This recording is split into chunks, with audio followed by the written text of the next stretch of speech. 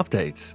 So we went to the studio last week from Sunday through Thursday. I'm terrible at this. I should have posted stuff on social media while we were doing this, but of course too busy trying to make sure we got everything right. So yes, this was last week. We went up to Black Valley Studios with Nick Terry.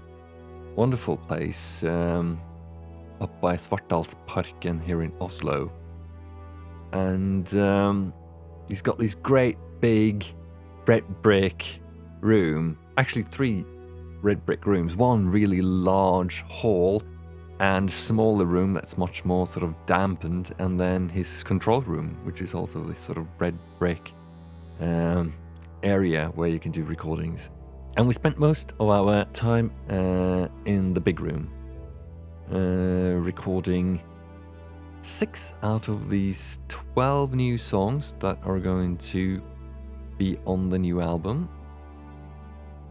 The other 6 songs are much more sort of electronic sounding, so they didn't need us to record live drums.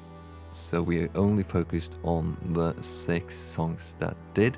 And yeah, we had a successful 5 days, I think. I've been listening through a little bit now, and it sounds very promising. We had a plan to record some songs live in studio. I think I told you that.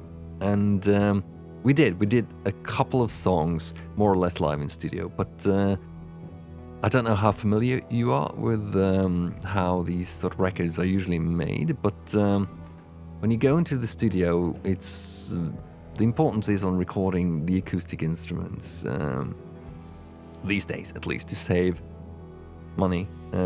That's where you focus, and the acoustic instrument, the most important acoustic instrument and the most complex acoustic instrument is the drum kit. So, you know, Nick was miking this drum kit with like 11, 12 microphones, including room microphones, capturing the ambience of the room.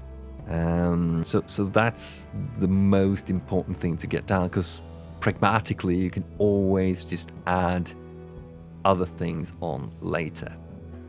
So when I was talking about live in studio, it wasn't necessarily doing live recordings. You know, this is going to be a studio album. It's supposed to sound like a studio album. But for the sake of the performance, I think it was very important to do a few of these songs as a live band in the studio, just to get that energy to feed off each other.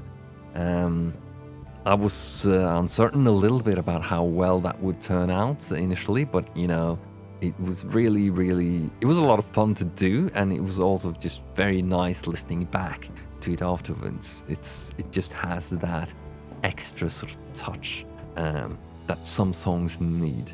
So yeah, we had some very great days in the studio where we nailed like more songs than we'd planned to on our schedule, and then we had a grueling Tuesday, laboring over this one track until 10 p.m. and then continuing the next morning.